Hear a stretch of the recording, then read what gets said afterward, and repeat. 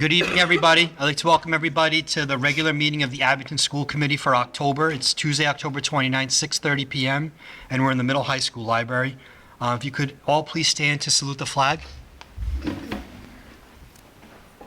I pledge allegiance to the flag of the United States of America and to the republic for which it stands, one nation, under God, indivisible, with liberty and justice for all. Thank you very much. Before the hearing of visitors, I'm going to go a little out of order just on one thing really quick. I'm going to move the informational items to the front because what we have, I want everybody to hear at the beginning, honestly, is the reason why. There's two items to it, but the first one and the biggest one, I'm going to pass over to Ms. Hernandez to give us that information. All right. You're ready.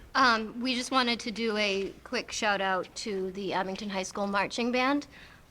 Congratulations to Tim Leonelli and staff, to the parents, to the equipment managers, but mostly to the students who scored first place with a score of 89.4 for Regional A class for the state championship marching band competition in Stoughton. The reason why this is so huge for everyone is this is the first time in 15 years where we put a marching band on the field that went for numbers instead of ratings. And to come out with numbers like that is incredible. For those of you who don't understand how big of a deal this is, we had the highest scores in our class in color guard, in visual, which is choreography, which is dancers and musicians, and visual effect, which is overall show effect, which involves the entirety of the band. And it was just the fact that the community embraced the students, not only at the football game the other night, but we had a huge showing of community support in the stands in Stoughton, and that meant everything. So again, congratulations to the Abington High School Marching Band on a very successful season. Thank you, Heidi. And yes, congratulations. Along the same lines for the music department and the band, earlier this month I received an email from the director of bands at Bridgewater State University. His name is Dr. Donald Running, and it's in the packet so you can all read it. But I'm going to read the first paragraph because I think it's important of how great our community was represented by the band students. Dear Mr. Coyle, I'd like to pass on my thanks for allowing your students to contribute to our Bridgewater State University Middle School Honor Band Festival. Students participate in rehearsals throughout the day with me. You can be proud of your students. They acted professionally and performed at a high level at the afternoon concert. There's more to it. I'm not going to read the whole thing, but I just wanted to bring out the point, bring out the positive, and bring light to a group that deserves it.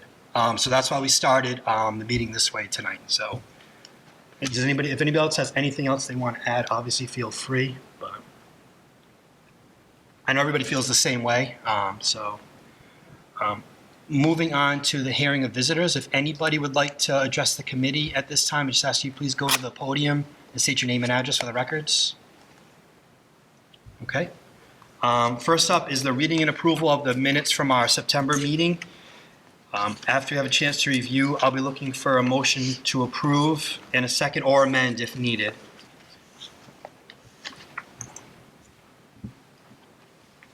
I'll make a motion. Is there a second? I'll second. All in favor? Aye. So up next, the meat of the meeting. Report of the Assistant Superintendent. Dr. Voss, do you want me to just go right to the groups that'll be coming? Are you going to open it up? Or I'll open. Okay, go ahead. Good evening, everybody. As we do every fall, we're here tonight to report on how our students in grades 3 through 8, plus the high school, performed on last spring's MCAS testing. Joining me tonight are our department heads for science, Ms. Corbett, for math, Ms. Doherty, and for ELA, Dr. Gonzalez. So thank you for giving the four of us the time tonight to share this information. You'll see that generally and overall the trend is that our students did well.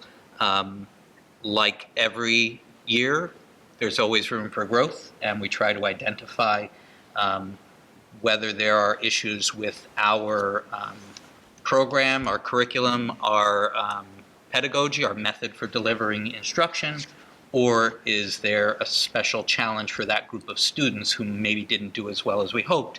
And that takes a lot of time to do that kind of work.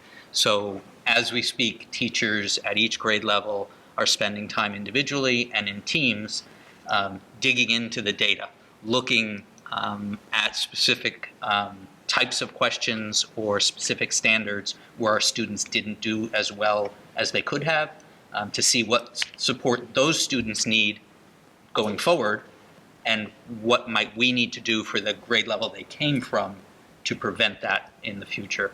But it is also very important to remember that MCAS testing is a snapshot into how a student was doing that particular day, that particular hour, hour and a half when they sat down to take that test.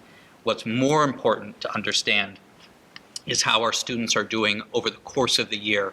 Their teachers and you, their families, have a better understanding of how they're growing as a student and what their relative strengths and relative areas for growth are compared to one test.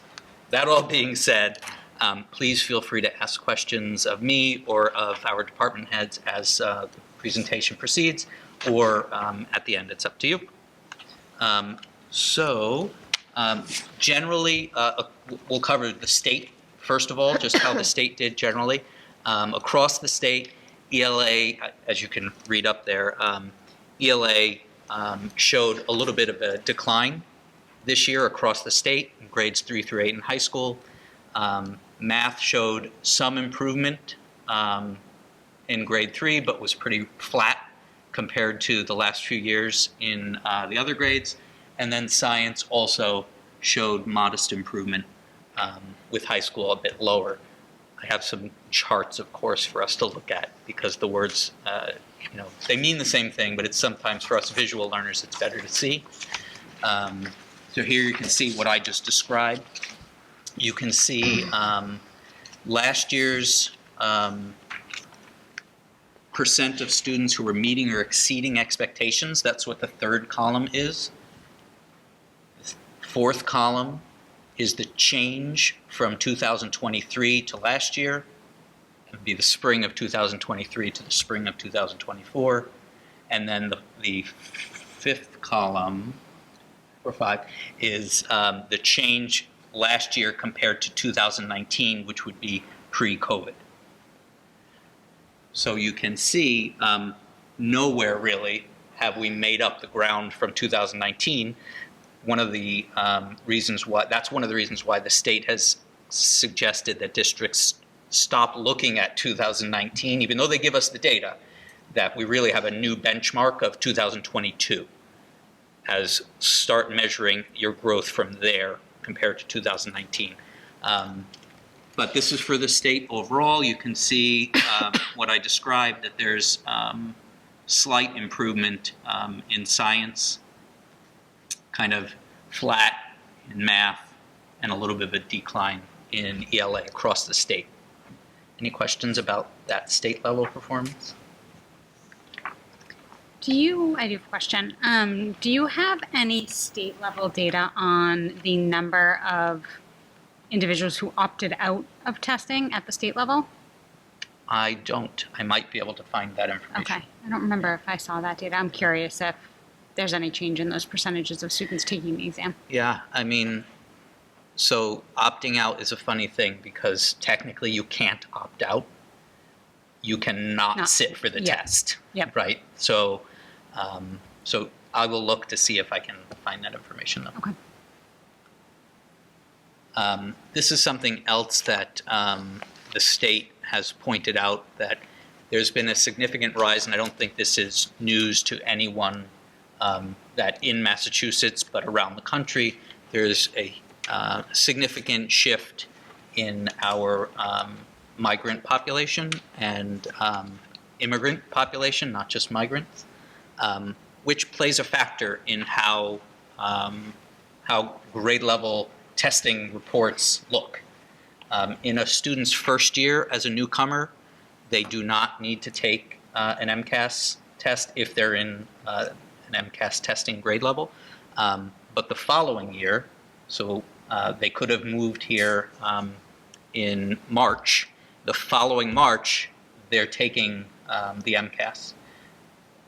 I know that some of our department heads will probably talk a little bit about this, how when we think about it, it's very challenging when our expectation for students who are learning a language to progress through their testing that's specific to learning English. The expectation is first they're able to read a sentence and then a paragraph, et cetera, and it's gradual.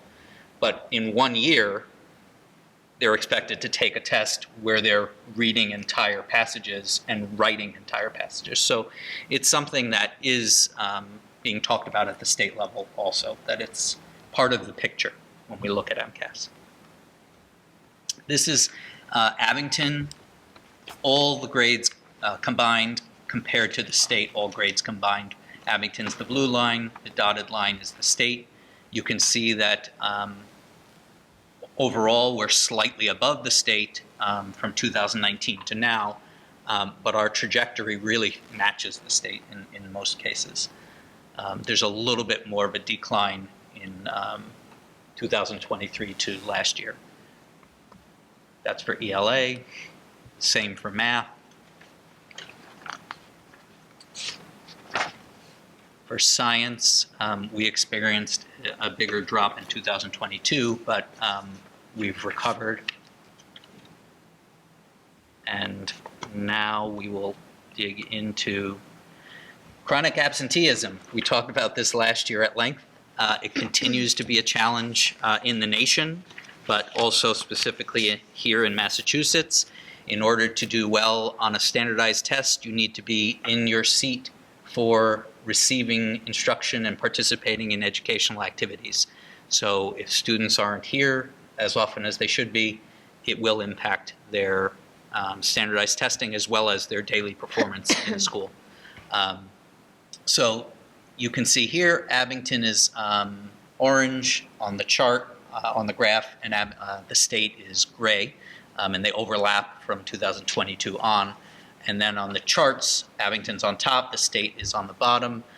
You can see we've had some dramatic improvement. This is the one chart where you want to see it going lower. So that's good news that the graph is going down. You can see we have dramatic improvement in our chronic absenteeism. It's still not where we want it to be, but we went from 29.7% in 2022 to 18.8% last year. So that is pretty significant improvement. We continue to work towards making sure our students are here so that they can learn. And part of that is supporting families with making decisions about when to send kids to school. As a district, we've sent out this flyer to families.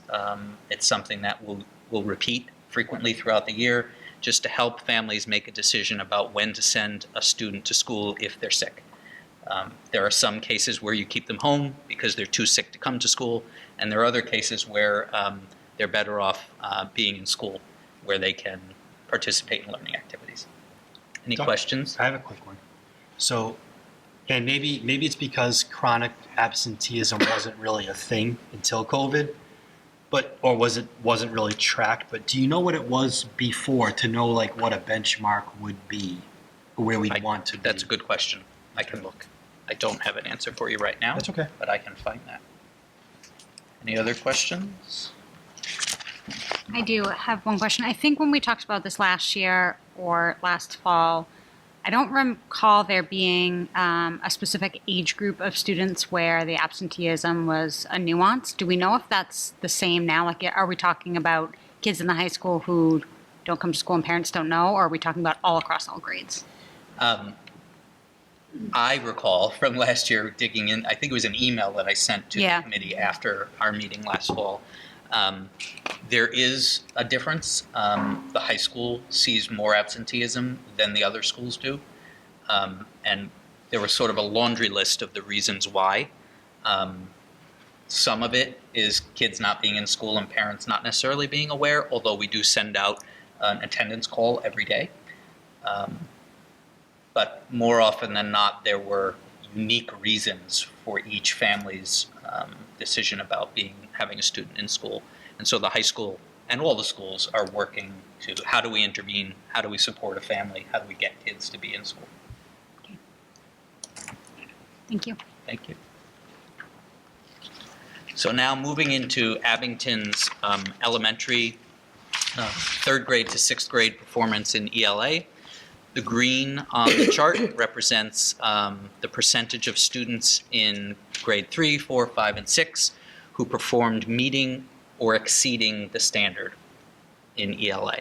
And just to level set, these would have been their grades last year, right? So like, That's right. So this is third grade last year, fourth grade last year. So it's this year's seventh grade. Yep. And we'll just wanted to level set Yep. for everybody. Yep. That's all. Yeah. Because this is from last spring. So you can see the students performed above the state average in grades 3, 4, and 5 significantly, not a tremendous amount, but more than the margin of error. Grade 6, there was a bit of a decline. So as I said, teachers are currently working in teams to analyze that. What does that mean? It is also important to note this third grade is the first third grade to take the test that wasn't impacted by interrupted schooling because they weren't in school during COVID. They have other significant challenges to their growth and development, right? These are kids who spent their first few years without socialization in playgroups, without going to daycare necessarily. So while we might not see any academic gaps, we're certainly seeing some other challenges with our students in K-2 right now, and 3. So all of the students from third grade up last year did experience interrupted learning, and are specifically grade 6, those teachers are working together to try to understand what can we do differently for this year's 6th graders, and what can we do now for this year's 7th graders who took the test last year. And this shows you their trajectory. Those 6th graders who are current 7th graders, you can see their trajectory from testing in 2021. It is important to remember in 2021, they were only given half the MCAS test because that was the hybrid year. So the testing was modified in the state. So we are looking into, is this all related to interrupted learning? And are we just slow to make those gains? Or is there something else going on with what we're doing rather than it being the students? Any questions? Dr. Boss, can I ask you a general one that I think will kind of go throughout, so just to get it out of the way now? Yeah. And it's not so much, you may not be able to answer, like, it may be something if you've received any information from the state, like, it doesn't pertain necessarily to Abington specifically. But just when I look at, do you mind going back to the slide before? Yes. So, to me, I'm a math person. Mm-hmm. So when I see that the percentage of students meeting or exceeding is less than 40 in a state, that tells me that either something's really wrong or something's wrong with the test to a point. Like, should the test be geared to try to get 50% or at least 50% to that grouping? And I know we're doing better, so like I want Abington to do better too, but when I look at that and I see from a state perspective, Right. where does like the Department of Education look and say, Maybe we have a test that our 4th graders, only 37% of them are at least meeting expectations on. Like, if that was a teacher, they would say, I got to do something. Right. So that's kind of where I'm coming from. Because I looked and it's consistent, right? I mean, there may be some outliers where that's not, but I looked through really quick and the science, like throughout, it's below 50% mark. So. Yeah. Okay. I'm not sure there's a question for It was me a to statement. answer No, that. it was a statement. Yeah. I'll be honest. It was Yeah. a statement. But like, I just didn't know if they had provided any kind of, like, when they see that, what do they say? Or if they had given anything, or if there's a question that can be asked to them to that extent. So there are questions that are asked when there are data meetings with folks from the state. Districts are constantly asking similar questions to what you just talked about. And there's not a lot. Daniel? It also could, and I don't know what the consistency is with tests, but to me, the numbers might not be concerning if we're keeping the bar set the same. It just means our kids don't have it right now. To Right. me, that's showing their deficit. But I would need to know what the state numbers were 5, 6 years ago, Yeah. give or take. I'm just kind of coming at it from the other side, that this to me would be expected with the learning gaps that we've had since COVID. Both could be true.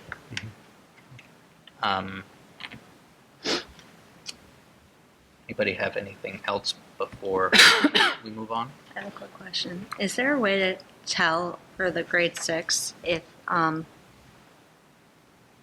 it was like a certain classroom that had more of the kids that didn't do as well as the other? So we can drill down to individual student performance and classroom performance. What we can't do is look at specific questions because they didn't release that data this year. In the past, they have given us specific questions so we could see, was it the question, the wording of the question? But yes, there is a way for us to do that. That's not something that we would share publicly Of course about not. Yeah. you know, how individual classes did, or students for sure, because it's too easy to identify students. But we are doing that as part of the work that we do. Thank you. Some strengths of grade 3 to 6 ELA. We do provide intervention for and support for all students. As you know from the last few years, we have systematic explicit phonics instruction in grades K to 4, which we'll start to see the fruits of that work in grade 5 and up over the next few years. And as you know, this year we implement or are implementing the iReady diagnostic assessment, which will help us target support for all students based on how they're doing. The iReady testing strands are aligned to the Massachusetts state standards. So it's not the same as an MCAS, but it actually helps us find areas to focus on with small groups of students that should translate over time into growth for individual students, which we would see on MCAS also. The first batch went out already, correct? Yes. Yeah. Have you had feedback from parents on whether or not they are understanding the results, whether they agree with them, or if they find it helpful? I'd love to see that side of it. I know they are two different Yes. tests, but knowing that that can help inform instruction. Yeah. I have not received any direct feedback about the iReady testing or the iReady report. That's what you're asking about, right? Yeah.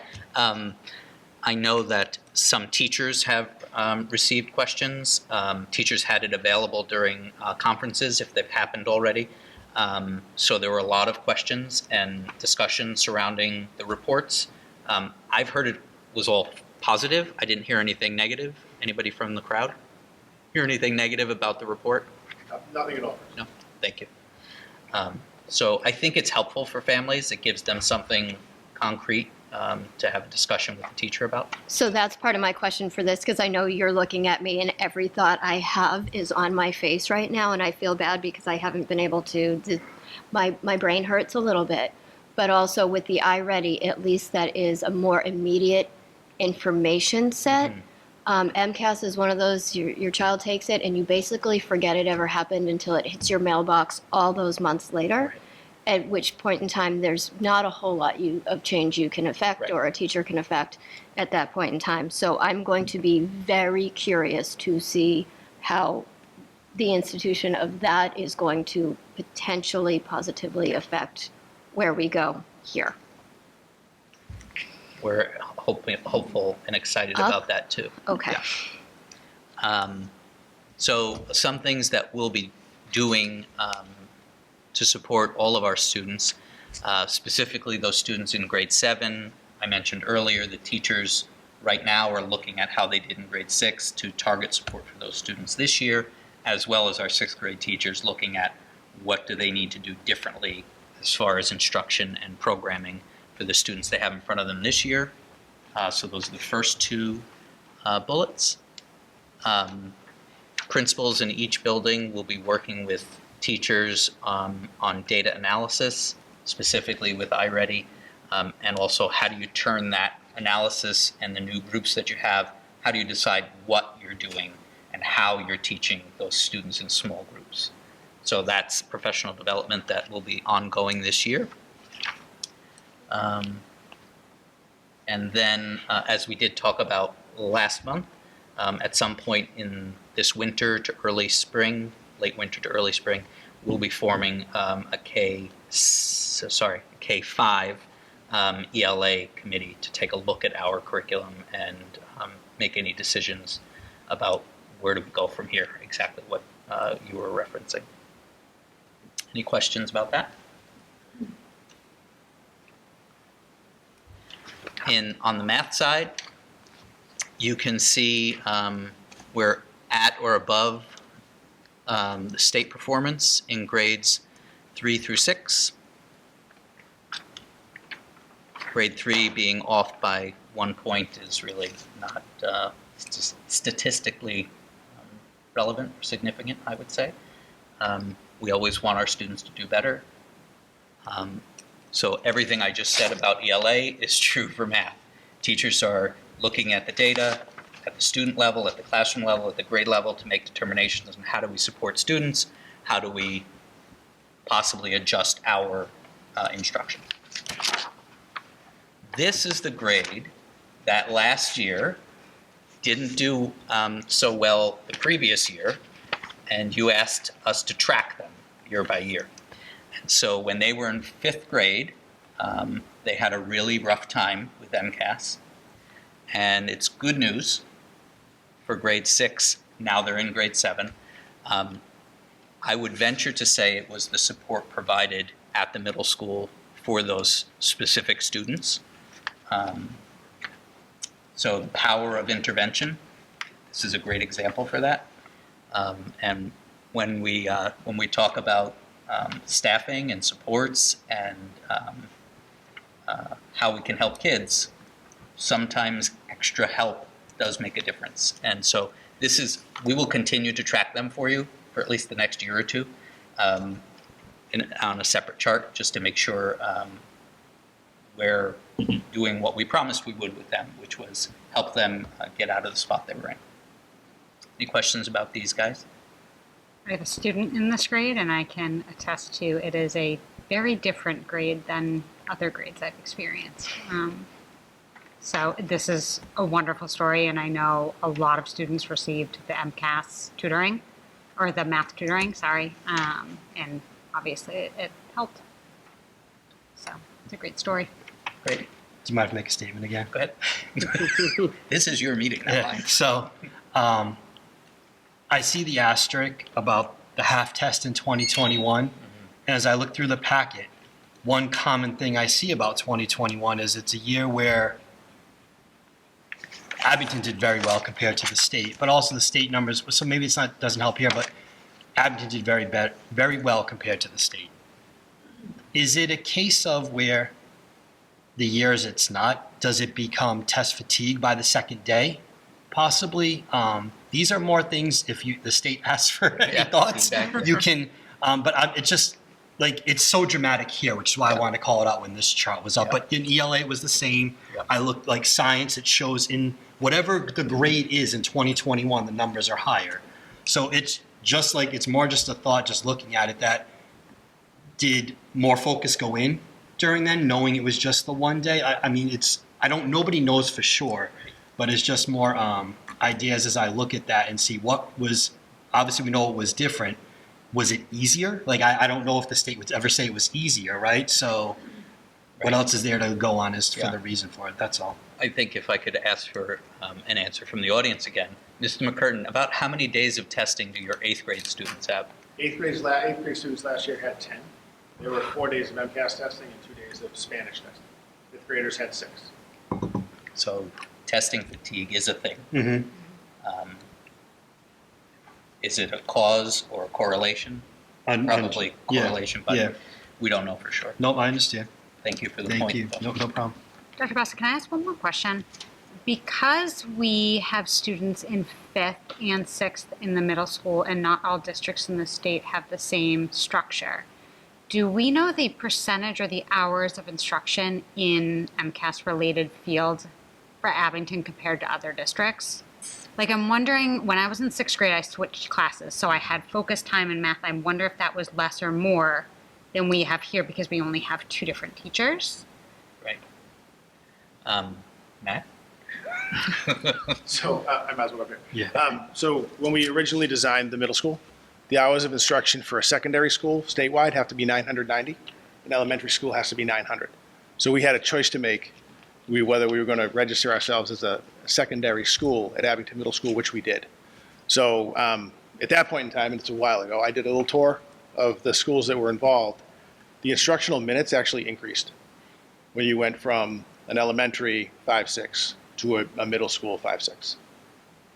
So that programmatically, they're roughly the same, but the instructional minutes throughout the day increased when we did that. So Abington would theoretically have more instructional minutes in math and ELA than Theoretically, but there's Theoretically. also program design involved, where our middle school runs on a period day. So our students are allotted roughly 75 minutes per day for each subject area. ELA and math in grades 5 and 6. When you jump to grades 7 and 8, they move to the period schedule, so that goes down. Okay, thank you. You're welcome. As far as math strengths and areas for growth are concerned, you can see the strengths are the same as ELA. We provide intervention and support for all students. iReady Diagnostic is certainly going to inform our math small groups just as it does or will for our ELA small groups.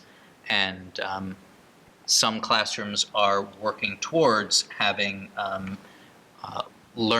independent learning stations or tables, areas for students to move around the room so that they can, one group at a time can get specific support from the teacher while the other students are working independently or in collaboration with their peers. So that's something else that is happening in our 3 to 6 classrooms. And again, professional development focused on what to do with those small groups. And grades 5 and 6, you might remember as part of the professional development that our 5 to 12 math teachers have been receiving for several years, since before COVID, I would say. They've been working on their pedagogy specifically related to the text building thinking classrooms in mathematics, which Ms. Doherty has given us some examples of her in her presentations over the last couple of years. Remember the activity you all had to do on the whiteboard and getting kids up out of their seats, working in groups collaboratively to problem solve on a task that may or may not be related to the math that they're working on that day. So 5 and 6 are focusing on how do we bring that into the math we're already doing. Any questions? Ready for science? Okay, so science, I will be speaking about grade 5. It is the first year that students take a science MCAS in the state, and our 5th grade performed slightly above the state. Do you have any questions about that before I pass things over to Ms. Corbett? No? Okay.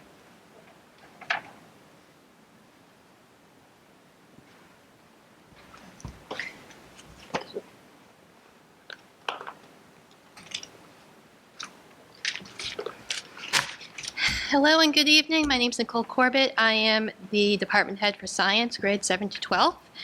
Thank you for inviting me to speak this evening. We're going to start with grade 8. Grade 8 did very well on the MCAS this year.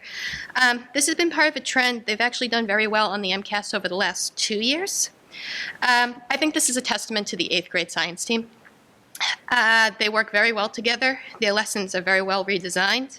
They very well designed, and they help to enforce the content well. I have sat in several of these classes. I really enjoy visiting the middle school 8th grade science classes and sitting in them. They're always very engaging. The students are very engaged. The teachers are excited. It's really fun to be in them. Once again, they make science fun. The connections in there are very fun. The other important thing is I think the 8th grade teachers really work hard to reinforce positive connections with the students. And I think that's a really big and important piece when it comes to just education overall, is forming connection with the students and making sure it's a positive connection that really makes the students want to do well in the class. And I think that's very important. I also attended a data meeting with Principal McCurtain and Vice Principal Sullivan. They broke down all the major test topics, and they went through each one. We looked at where the students did well. We looked at where the students didn't do as well or improvements could be made. This was a very productive meeting. I've actually never sat in one of these, and I thought this was very good because it let me also work with administration over at that school as well, where we could see other areas in the school where we could incorporate some of the content where the students struggled a little more. In the case of 8th grade, it was physical science and physics. So on half days, the 8th grade teachers are going to be doing MCAS prep questions that are focused around physical science and physics, because those are just such short classes. So that content's covered in 6th and 7th grade, so they may not remember it as well once they get to 8th grade. So that should be very helpful. And the STEAM classes, this is a really good opportunity to put some of that information into STEAM as well, because STEAM is all engineering, so trying to incorporate some of that content in there I think is going to be very helpful. So that is the 8th grade, if there's any questions on that. Okay, high school. High school did not perform as well as the state. So a couple factors I would like to address here. As you can see, 2020 was the last, well, would have been the science MCAS for 5th grade. They didn't take it. They performed above the state in 2023 and then performed below the state in 2024. Couple of pieces I would like to bring up here. At the high school, we have been working on this biology boot camp and trying to structure this a little bit. This was suggested by one of our teachers, Presley Mahana. It's been running for the last 2 years. We tried to run this right before MCAS testing happens. Last year, we broke this into 2 half days because we did it as a full day the year before. And as Chris mentioned, test fatigue, the kids got biology fatigue. We were all exhausted by the end of the day. So this has been very helpful. Vice Principal Casey helps really to organize this and has worked with me. The high school's rotating schedule makes this difficult, so we met for days trying to get this all worked out. This has been important. I think it helps to catch some of the kids who are struggling or right on the cusp and really reinforce some of the content where it's, okay, here's a quick reminder of this particular subject. We break down into the major topics that you'll see in the bio MCAS, and each of our science teachers handles one of those major topics. So that has, I think that has been helpful. Definitely was helpful in 2023 because we're able to push some of those kids right over that, who are right on the cusp, right over that line. So we're happy about that. One thing that's not on this slide that I also haven't mentioned is that we have a Principles of Biology class. So if the kids do not pass the biology MCAS in 9th grade, we have them go into the Principles of Biology class in 10th grade. The teacher who runs this class does a fantastic job with these kids. This is a very mixed group of kids. We have all different needs in this room, and he makes these very, very strong connections with these kids and really gets a lot of them by that next year to pass that test. So just want to give a note of that as well. All of our science teachers are very hands-on. They love doing labs, and we incorporate a lot of lab activities into these classes, trying to showcase the learning. We don't just talk about it, we really like to show the learning. This is through physical labs. We also do use this virtual learning platform called Gizmos. I will say I was out with COVID for 4 days, and Gizmos saved my life. So Gizmos is a great platform in terms of trying to reinforce some of the content. Just mentioned middle school. I think middle school has been doing a very good job over the last 2 years. My recommendations. This year, I pulled all the curriculum guides from the entire science curriculum and went through, having everybody go through every single one, and we're trying to restructure some of these. Some of these are older. Some of them meet our content but need adjustments. We need to mix some of the orders up, or fix some of the orders, fix some of the activities that are listed in them. So the teachers who are covering these topics, we are assigning them during CPT times to work on some of the curricular guides. Since 2019, actually 2019, 2020, the department has had huge turnover. Huge turn. Myself and John McGinnis are the only two science teachers still there. And now I'm a veteran teacher, and I've only been there 8 years. So trying to get new teachers partnered up with at least one veteran teacher so that we can align some of the content and align some of the activities that they are doing. I think that also helps to give them structure and someone else to bounce ideas off of. We teach, in science, you just have a variety of classes. I teach physics and environmental science. So when it comes to biology, I'm a little bit separated from it while I still know the curriculum. So partnering the biology teachers up, so we have a couple biology teachers to bouncing things off of. Not leaving the single chemistry teacher. We have the chemistry teacher partnered with another teacher teaching chemistry. This is newer this year. We did have multiple teachers teaching subjects, but we did have some one-offs. So we're trying to partner everybody up. Department-wide, we are working on writing with our students. Writing overall, especially technical report writing, is a weakness. I have AP students. I had them write interviews over the summer on a book they read. Some of the interviews were great. Some of them, I go, we're going to need some work on the writing. So I'm asking all the science teachers on your tests have a section where they have to write something. And that's also a place where they struggle on the MCAS, is that open response writing. Sometimes with these open responses, they have a very long couple paragraphs before they finally get to the question. So getting students some experience reading through what information is important, what's not, and then how do you answer this in a technical way. And then finally, utilizing formal and informal professional development time to help collaborate and ensure that lessons and activities are accessible for all students. The other thing we're going to be looking for this year is with some of our newer teachers, they may benefit from professional development opportunities offered in the district and outside the district to help them out in terms of some of the classroom content. I am now open to any questions. I have one question. Yes. So the students who you identified, if in grade 9 they do not pass biology and they move into that different class. Yes. First question is, we just got the results back, so do they now drop, if they're now a 10th grader, do they now drop the science class they were already enrolled in and move into this? No, we have some anticipation ahead of time via the state portal. Okay. And what we can then, do. so those students who are placed there, what science course are they not getting? And does that just mean that when they're juniors, they take what sophomores took and so on? It's a good question. So we have our core science is biology, chemistry, physics. Not all students take all those. What we're trying to gear most of our students to do now is at least get those 3 classes. So if they end up in this, we call it the Principles of Biology class, we want them to at least get into chemistry by junior year is the goal, and then see some sort of, sometimes they end up in level 2 environmental science. We're really trying to push them to a physics class, so that way they get the core. Yep. So getting them into the core is our most important piece. Our chemistry class is a mix of sophomores and juniors because when you have biology to the next class, we have a bridge class called physical science. So this one is for students who may not be quite ready for chemistry yet. We have prerequisites to meet this class. They may not be quite ready for chemistry, so this helps to reinforce some of the math-based science topics to get them ready. So they're not particularly, we don't want them to, as you mentioned, miss a core science. So we try to get them that core science the best we can. Gotcha. And it's not like they're sticking out as the lone junior that's in a chemistry class? No, because no, we kids are have, tracking they're very definitely all mixed Okay. classes. We won't put lone kids. Okay, all right, thank you.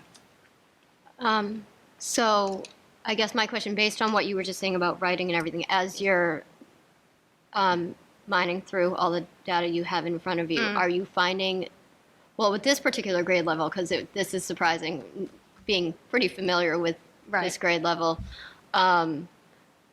is it that there were just areas that were missed of knowledge, or was it more the technical writing? Were their grades more affected by other things other than just the science-based knowledge? Without going in, too much into detail on grouping kids, I think there was groups of kids who struggled on the writing piece, and then I think there was a large group. There were definitely pieces of content that you could pinpoint and go, deficit in this piece of content, deficit in genetics was one, for example, that we can pinpoint out and say, we got to reinforce some of this. Perfect. So workable data that you can Yep, use. Okay. absolutely.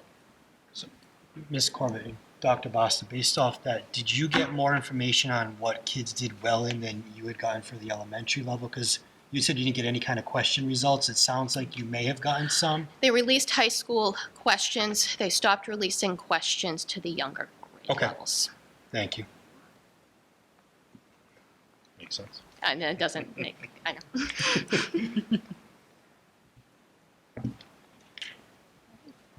No other questions? Thank you.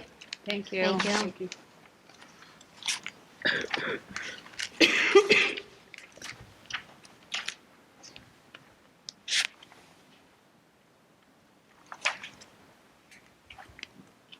Hi, my name's Meg Doherty. I'm the department head for math, grades 7 through 12, and I'm here to talk a little bit about the MCAS. Want me to do? Oh, You can use the arrows, or I can use my perfect. clicker. Makes it much easier. Sorry, I saw you with the clicker. So grade 8 was definitely one of our strengths, as you can see, and I would reiterate everything that Ms. Corbett said. Our grade 8 team really makes those relationships with those kids, and in particular has really embraced that building thinking classrooms. And I almost feel like they are on the cusp a little bit ahead of everybody else. And so we'll be using them as our model as we go in and see how is that transitioning into the other courses? How can we make it more effective? Our grade 7 was below the state, although 82% did pass on the first try. In grade 8, we were 80% above the state with 92% passing. And grade 10, we were 9 below the state, but 85% of the students did pass on the first try. Can you explain what you mean by pass versus what they're seeing? Yes, my apologies. Because I know what you mean. Yes. So once you get to the high school level, there is not meeting expectations, which means you do not, you're not eligible for a CD, competency determination, in other words, to get your diploma. So we had 85% of the kids who checked that box on the first try for the high school. Grade 7 and 8, they only get one try. So, but we use that data kind of moving forward to identify students who might need support.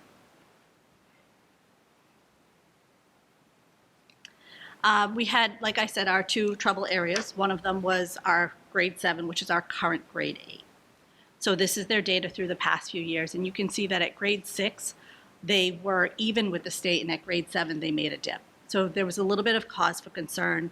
But I think if you remember, we kind of gave you a little forewarning last year with the number of pilots we were doing in grade 7 and how many transition. So with that, we have a couple of different things that do happen.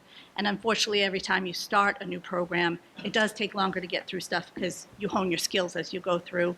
So we do believe that there were more curriculum gaps than there perhaps has been in the past, and we are using the data to identify that.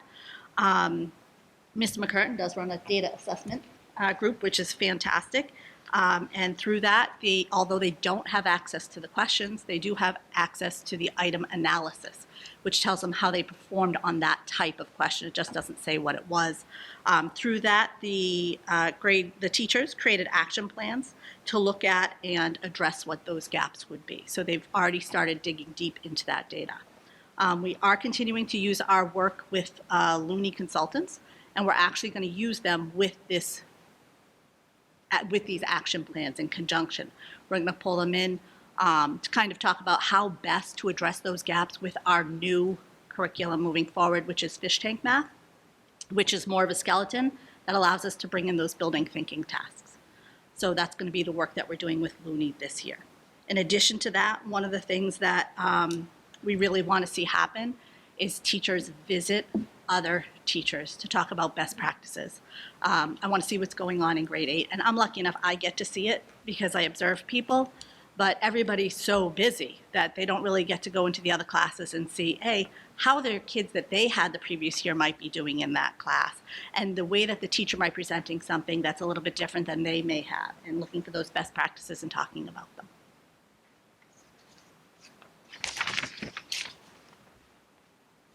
And now we have been talking about this particular class for a really, really long time.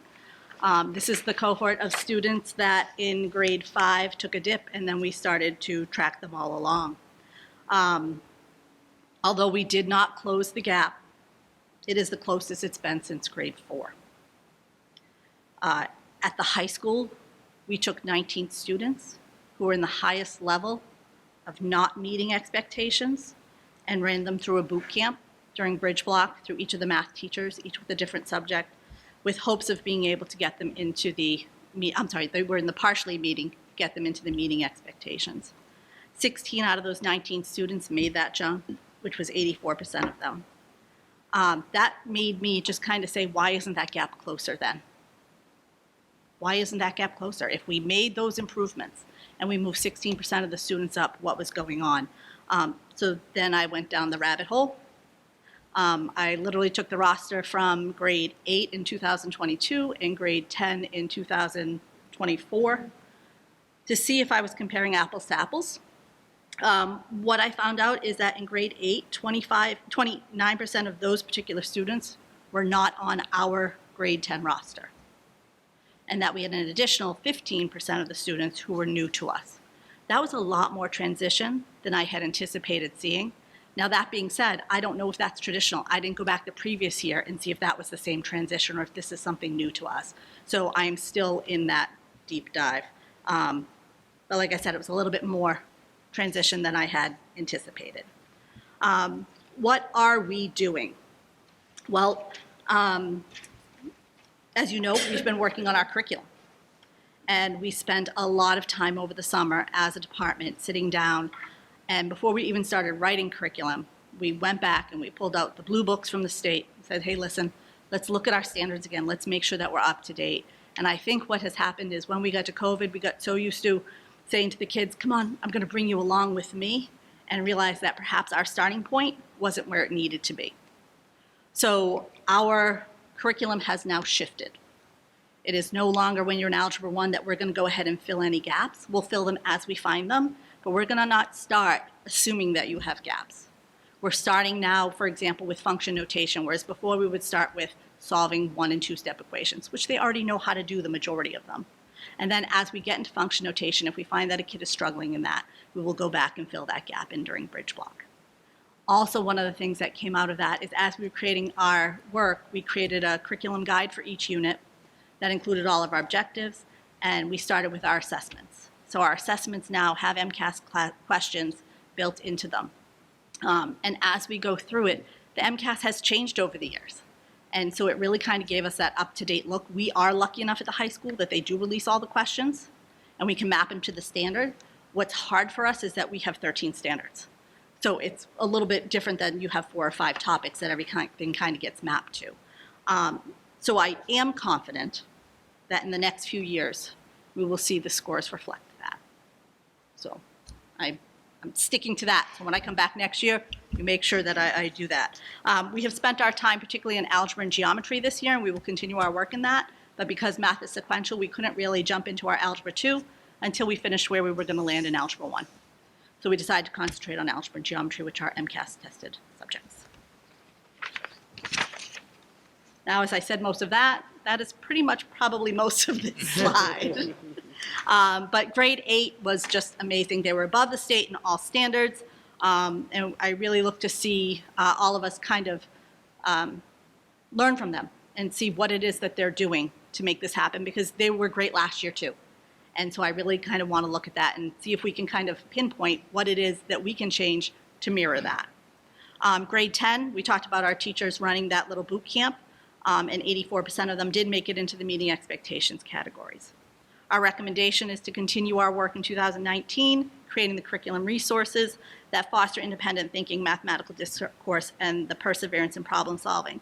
And a little bit about that. The mathematical discourse and the persevering in problem solving comes through the building thinking classrooms philosophy.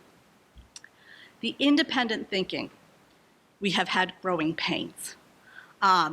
Through COVID, we would always make sure that before our kids had a test, they had a review. And as we're doing that review, I'm standing there, I'm doing a question, they're watching me, they're doing the question, and all is well and good. But the students came to rely on that. So we have completely changed the way that we do that now. We create study guides, we create time in class for students to use those study guides while we are there as their resources. But they need to go ahead, pick up the pencil, and start and ask questions instead of just saying, oh, wait, I'm just going to wait for the review and I'll see what I remember on tomorrow's test. So that is something, like I said, that has been growing pains for all of us, for the students, for the staff, just kind of getting through that. But I do feel that we are making that corner. The kids now understand the expectations, and because of that, have been growing in their ability to be independent that way. Obviously, we're going to work on continuing identifying and closing gaps and creating supports for our most vulnerable subgroups. Chris did talk about the newcomers, and I want you to think a little bit about language. I know Dr. Gonzalez will talk a lot about it, but I just want you to think about the phrase 5 less than 10 and 5 is less than 10. They mean two different things. One's an inequality, one's an operation. Very, very close. And when you say something, well, the alligator eats the bigger number, that really doesn't work, right? So it's a great visual for some people, but it's really kind of breaking down that language into pieces that are meaningful and mathematical. We are going to incorporate more targeted math in STEAM in grade 7 and 8. I know Matt and I have talked about that, and one of the things I'm really dedicated to is that time for teachers to see each other through observations and have those conversations about best practices. And the one thing that we didn't really talk about that's kind of just still sitting there, because I know we're always so worried about that most vulnerable population, is to explore why we always seem to have fewer students in the exceeding expectation than the state. Like, what is it that we're not providing them? And I think that through our changing curriculum, that will change as well. Questions? Anything I can help with? I think you hit on most of it. I think this is the gap between how well the current grade 9 is versus the state versus where the current grade 11 isn't. Just like that's a big gap there and trying to solve that difference. And that's what we're looking at. We're hoping to find that magic recipe in there. Thank you, Ms. Story. Thank you.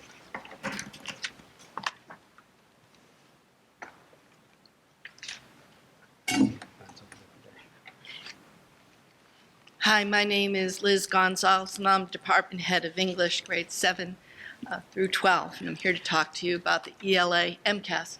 And I'm so fortunate to have my colleagues at the table for me because there are so many trends, from those that Dr. Bosta mentioned, that Ms. Corbett and Ms. Doherty have mentioned, that you will see echoed in English. So, secondary ELA, school versus the state. You can see that grades 7 and 8 have done slightly better than the state, and in each item category, they have exceeded or met the state. That is not the same with grade 10. And that is something that I want to think about because there's an 11-point gap, and that is a significant difference. So I've been thinking about some of the same questions about who is this class? And when I looked at the rosters, although I didn't do the same kind of dive that Ms. Doherty did, I was down an adjacent rabbit hole. In grade 7, there were 152 students. In grade 8, there were 144 students. In grade 10, there are 125 students. Where did those students go? And I didn't go as far to say how many of those students went and how many students arrived to take their place. I think one thing that we do know is that very often some students move, but students for their secondary school career also elect private school and VOC, which are application schools, and they have to have a certain transcript and be admitted. I sometimes wonder, when we have fewer students at the exceeding expectation level, are those students in our school community? Have they gone somewhere else? But yet, what are we doing for the students who've met expectations to encourage them to rise and not just meet but exceed expectations? So I don't have the answer for that, but I do have some questions about it. And we're on the same rabbit hole there. I'm also concerned about the students who don't meet expectations. And I'll talk about that in a minute, but this is our grade 11 class. And there is that significant gap. So I've already thought about the difference in the population, but what is happening that makes those scores low? And I want to concentrate on the strengths before I talk about what I think makes those scores low. So Ms. Doherty's already talked about what pass means. And it means they have not only met or exceeded, but partially met those expectations. So on their first try, 87% of students in grade 10 earned the competency determination or checked the diploma box. So we have 13% who haven't. So I'm thinking about that. Now I'm looking also, and I want to channel, I'm at a podium, the three phases of the game, to borrow something from football. There are three main item types: language, which is punctuation and vocabulary, reading comprehension, and essay. And I like to think of language points, which we often get most of, 70% and 73% of the points in language, as special teams. I want to think about reading comprehension as defense. Because there is reading there are multiple choice questions, and the student has to locate and respond to something that's already there. But the most challenging phase of the game, if you want to win, is to score points. And the essay questions have 16 points with 2 questions. And one of the problems that I notice when essay is at the mid or only half the points is, why aren't students earning those points? And most students who didn't meet expectation were in the high needs subgroup. This includes low-income students, students with disabilities, and English language learners. Some students didn't meet the expectations because they did not complete the writing tasks. They read the passage, they checked off multiple choice for reading comprehension, but some of their writing boxes were empty. Or they were off topic, or they copied the question and copied something from the text but did not form an answer. And most of the students in the high needs group are English language learners. We have 15 students in that subgroup, so we can report out on them. And what we are seeing is they didn't write. And I want you to think about when you took a language in high school and you were a sophomore, what could you read and write about? Did you read authentic literature in that language? Did you write 2 and 3 paragraph compositions that analyzed that literature? And how challenging it was, because I had a textbook my first 2 years, and a lot of it was basic vocabulary, days of the week, months of the year, simple dialogues that we memorized, and we might not have even known what they said. And it wasn't until you decided to pursue a 3rd or 4th year of a language that you met that authentic literature.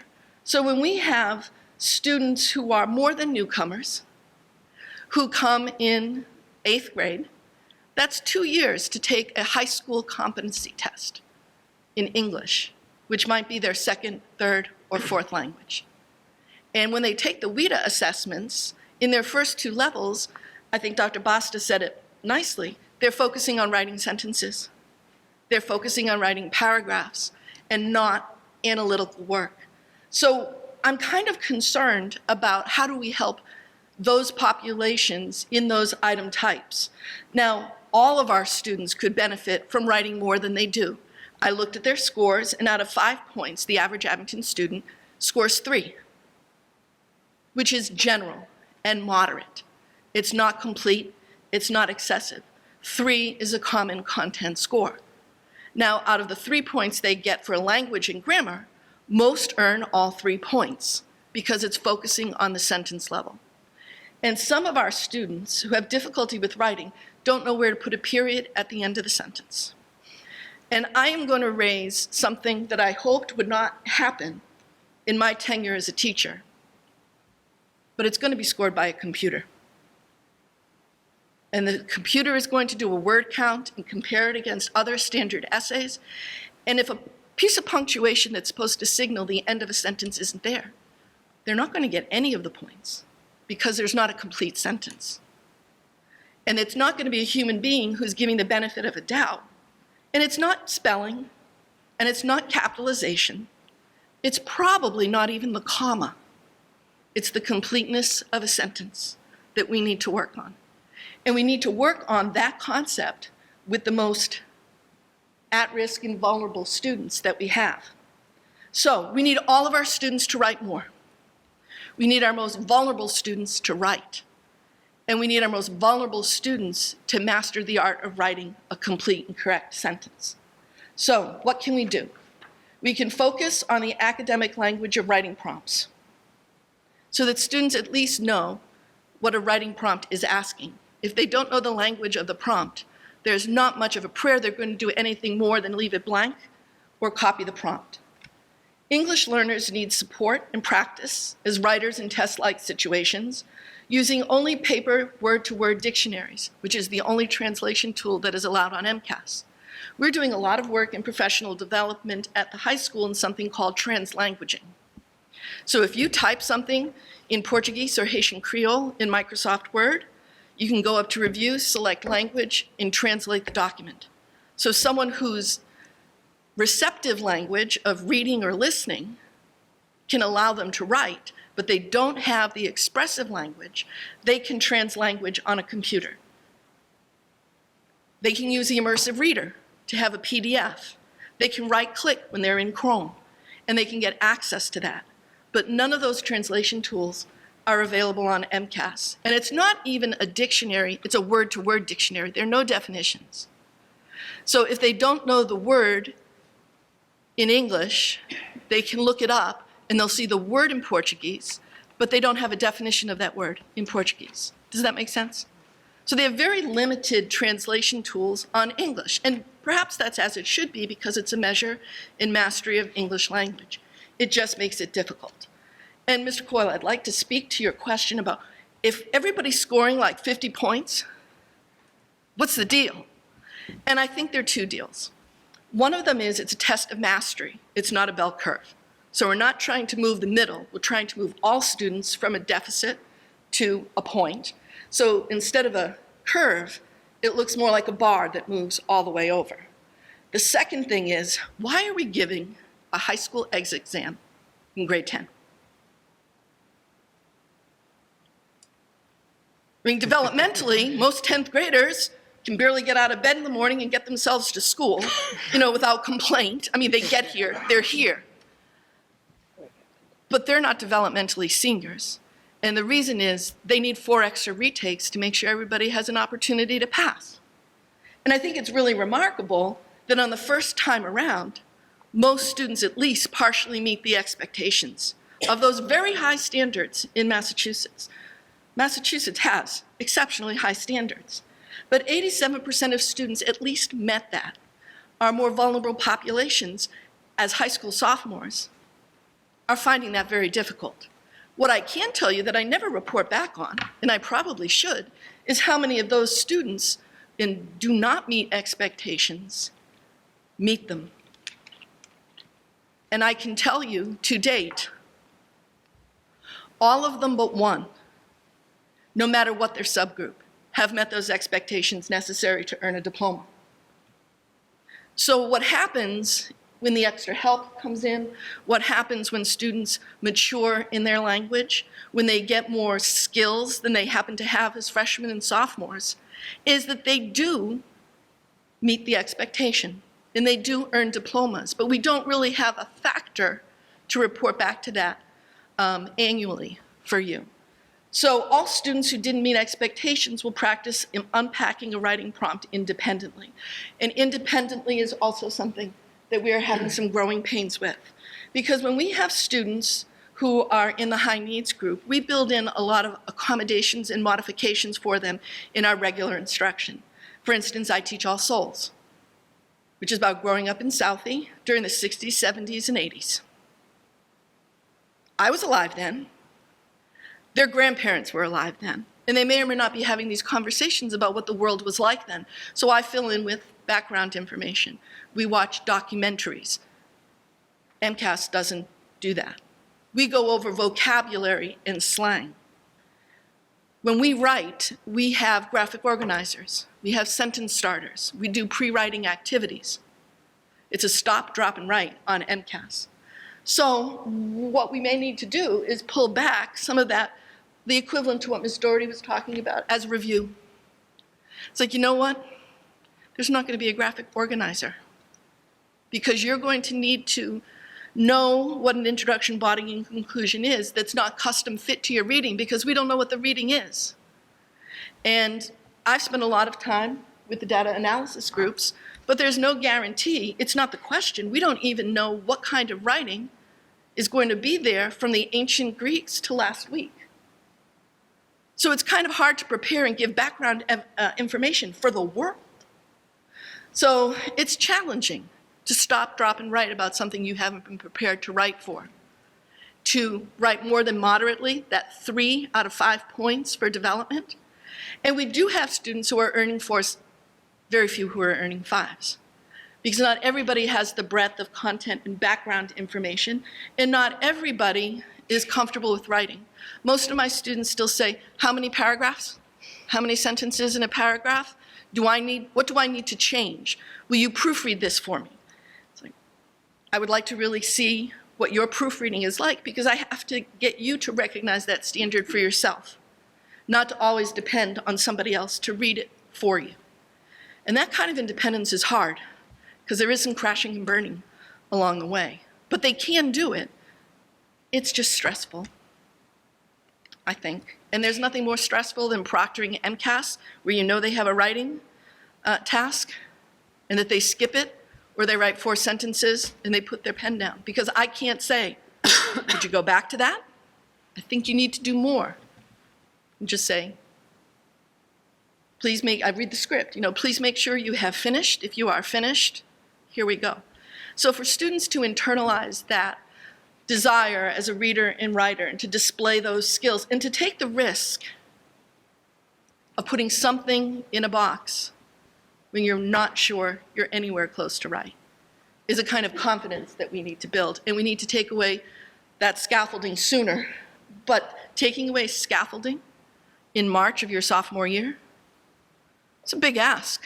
When kids aren't really developmentally ready or expected to do a graduation type thing for 2 more years. So that's my presentation on the areas of strength and growth. I am pleased that you can see from 7 and 8 that we go from 50s and 70s to 70s and 60s. But the essay is what needs to be improved. Offense. It's important. Can't win without it. Any questions? I'm going to say good luck with getting them to use punctuation because by my understanding, if you use a period, it just means you're angry. So, And I'm really relieved to see that it's not really a text speak thing. I think I can attribute the spelling and the capitalization to that. But yes, it's good to know.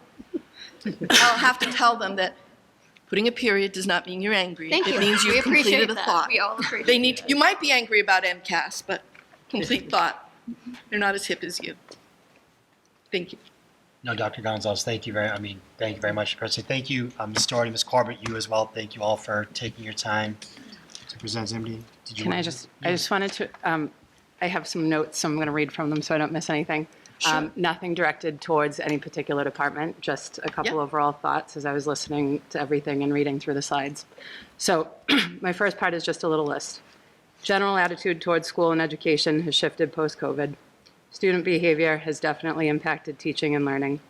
Chronic absenteeism, exploding numbers of ELs, IEPs, also exploding numbers of students experiencing anxiety, very limited attention spans. I share all this not as an excuse for any numbers, but just a reminder of what's going on in our classrooms. I'm still waiting to see a full rebound in my own classes. It's not just Abington, we're getting there, but we're still recovering. And I feel like I put this plug out there all the time, but I think it's so important to keep encouraging our families to support and value education and put education first. Our parents are the most powerful resource that any school has, and the change starts there at home. There are amazing things happening in our classrooms. I'm not saying that all of those these factors that are affecting scores and affecting teaching and learning are the only things going on. There's growth, awesome things, just can't not acknowledge that those things are still there. And just also a quick little question to ponder. When you asked, why do we have so few students in the exceeding expectations category? And I think perhaps it lies in the desire and will of the students to work really hard for it. So there's a relationship between the students and the teachers. I know that's not directed particularly to me, but I'd like to take two of those things. The John and Abigail Adams Scholarship, for whatever it is worth, does motivate some students to do their very, very, very best on the test, because that, in this day and age, is really a way for students to walk in the door to colleges. The other thing that I can say in the English Language Arts department, we looked at the individual rosters. And even though we might have been dismayed by the number of students who only partially met expectations as well as did not meet, any student who took the grade 8 test has a growth profile. And we have seen remarkable growth since they were in 8th grade. We truly have. Students who walk from one side of the building to the other, by the time they're sophomores, many of them have settled down. They're focusing. And even if it's not as much focus as we want, they have improved. I mean, there are growth factors of 40, 50, 70, 99%. And that might go from the did not meet expectations to partially meeting top. It might not have met expectations, but there is growth. And to a teacher, even the 9th grade teachers looked at the 10th grade results and said, wow, they really did show up. They might not have met expectations, but that's remarkable improvement. So even though we haven't made a complete rebound, we are rebounding. We're seeing it little by little. It's Yes. just still recovering. We're getting there, and I'm proud of all of your work. And Thank you. And I was so proud to see the grade 3 scores back over. Thank you. Dr. Boss, could you do me one favor?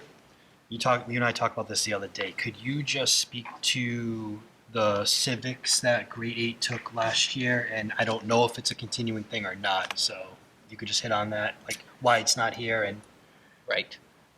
So last year was a mandated year one for the civics MCAS across the state. The year before was a pilot that you opted into, but last year was mandatory for everyone to take. Do you have any information about results? No. Yeah, And I I've don't looked either. Everywhere that the state has results posted, I've looked in the security portal. I've done everything except call the assessment office. We were told that we would not receive local individual student results. We wouldn't receive a local breakdown of results, but we would receive broad results from the state, but that has not been provided. They are in their latest round of communications letting us know that we will be taking the civics test again this spring. Thank you for part 2 of my question. Not giving us anything to prepare for it. Yeah. But we are taking it. Okay. All right. Thank you. Thanks, Chris. You're up Should I next. keep too, going? right? Yeah, This go ahead. one's quick. I did also want to echo what you said. Thank you to Liz, Meg, and Nicole for presenting tonight, and all the work that you and your staff and all the support staff in each building do for all of our students every day. Thank you. So on Tuesday, there's a really big thing happening that everybody's really excited about. Abington Innovates, of course. Yeah. It's November 5th.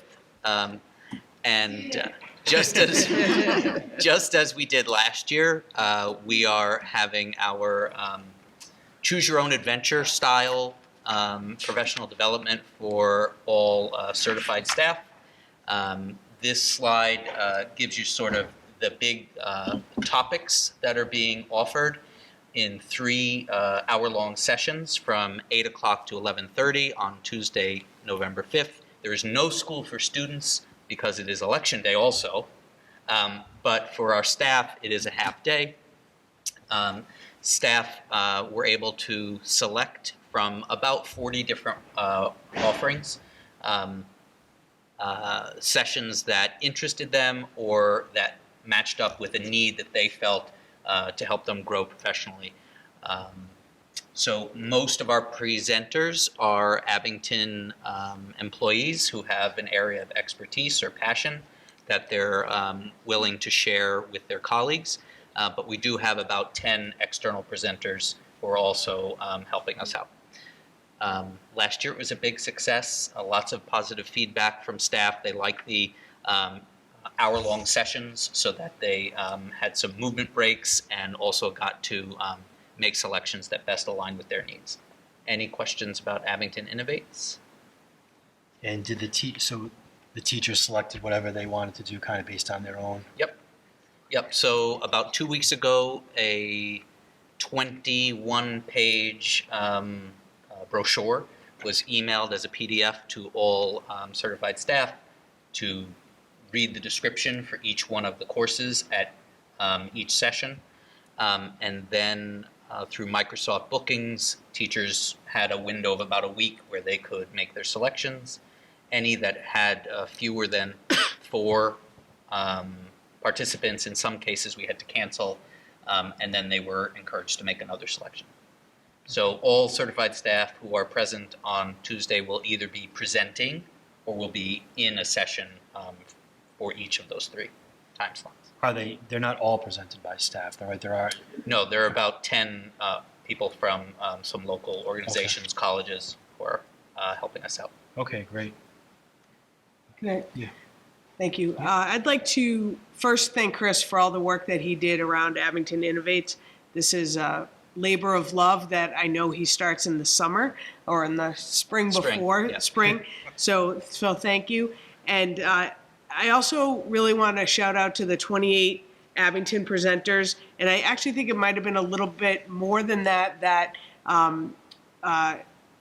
advertised or offered offerings.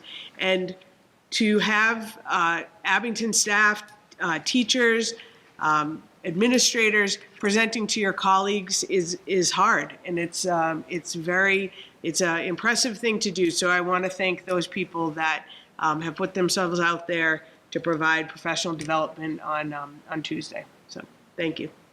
This list is amazing too. Yeah.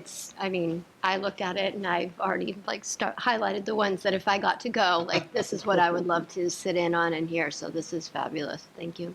And I do, the fact that many of our own staff volunteer to teach some of these things and to go over some of these things, I think that's great too. Teachers helping teachers, right? So Yep. I think that'll be great. So thank you very much to all involved. Thank you. Can I ask one question? Yeah. It's actually a 2-part question. When you say certified staff, does that mean certified staff who are in a role that they need to be certified for? For example, someone who's a certified teacher operating as a paraprofessional, are they a certified staff in this language that we're using? No. Because they're not in a position right. of.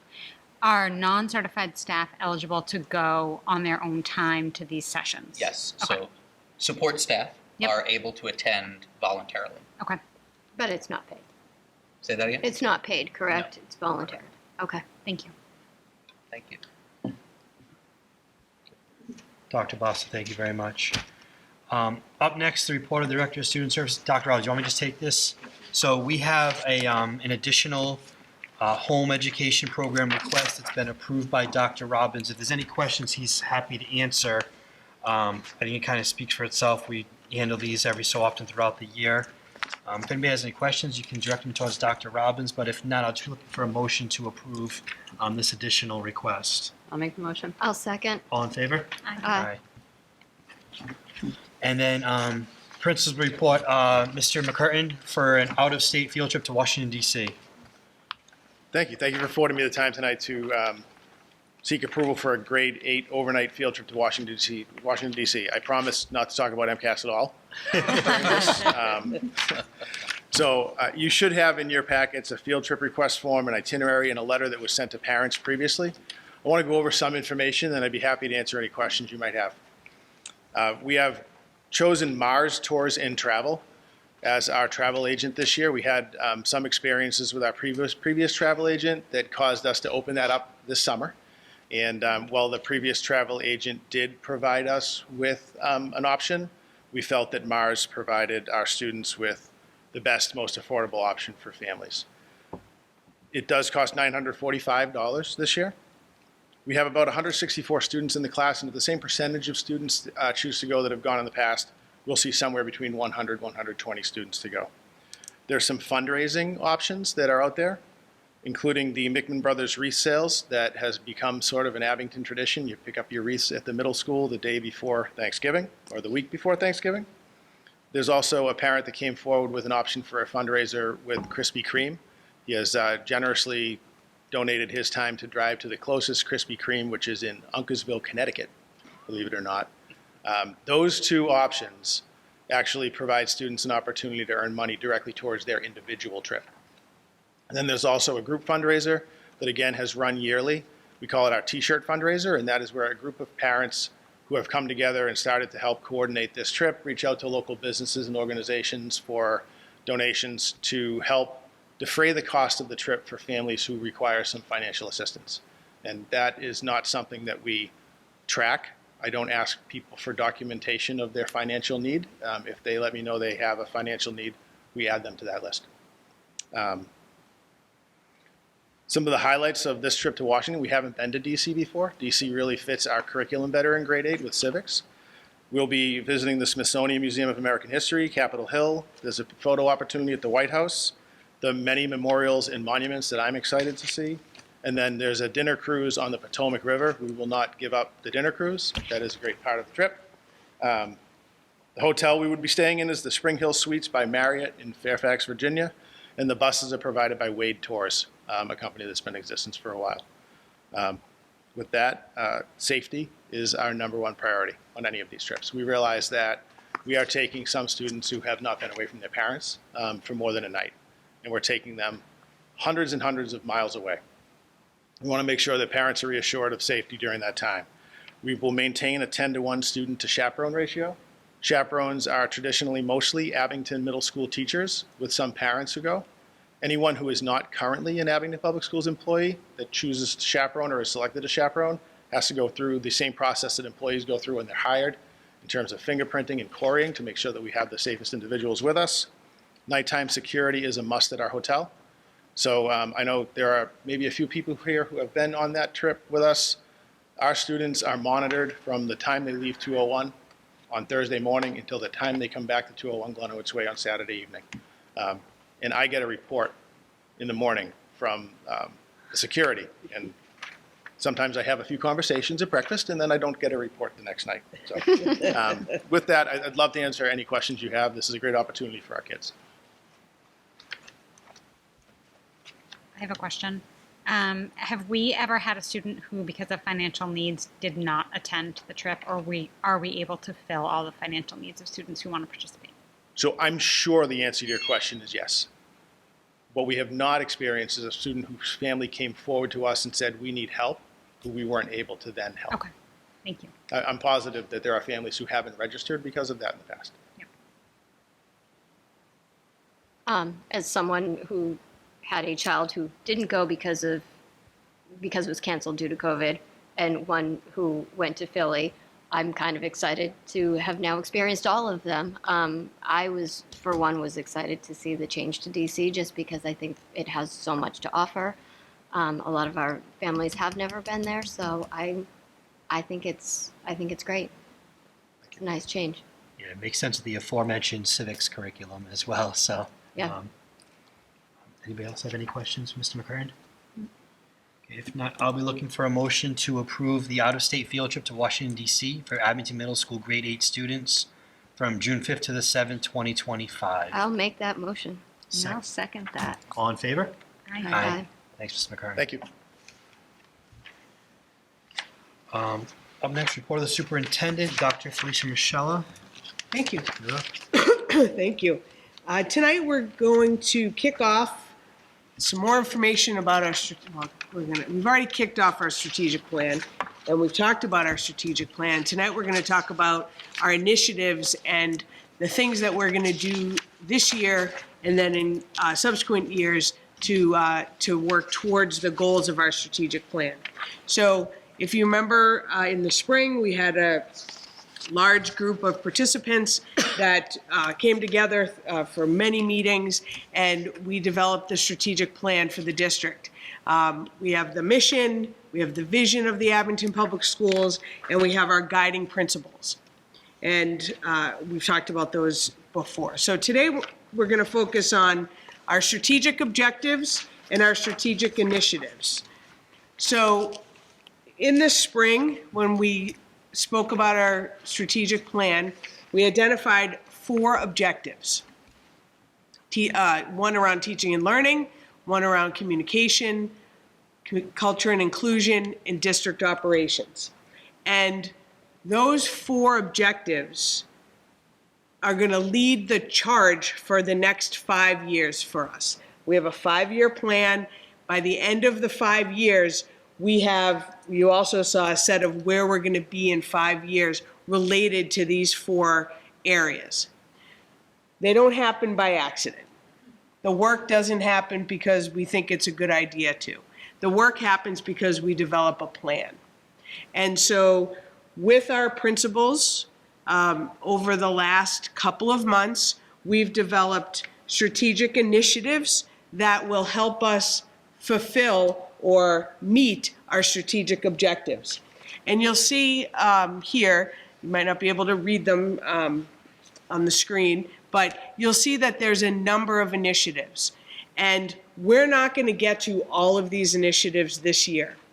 We've identified 1 or 2 initiatives in each of these categories to focus on for this year.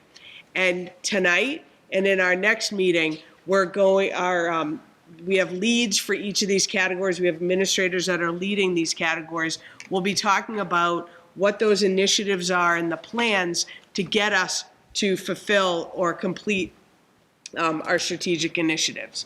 And as much as we want to do this all right now, we can't. This is going to take 5 years. We may add initiatives. We may add over the years things that come up that we identify that will help us meet our objectives. But our objectives won't change. Our initiatives we may add to them. So tonight, we're going to kick off our teaching and learning initiative and our culture and inclusion. So, like I said, we have principals that are leading these areas. Teaching and learning is Dr. Basta and Mr. Bourne, and culture and inclusion is Dr. Robbins and Ms. Baresi. So, right to you. Thank you. Like Mr. McCurran, I'm not going to talk again about MCAS. But I am going to introduce our teaching and learning initiative that we'll be focusing on this year as a district. Mr. Bourne and I are sort of the team leaders, but all of our administrators and all of our staff will be doing work throughout the year that focuses around this particular initiative for teaching and learning.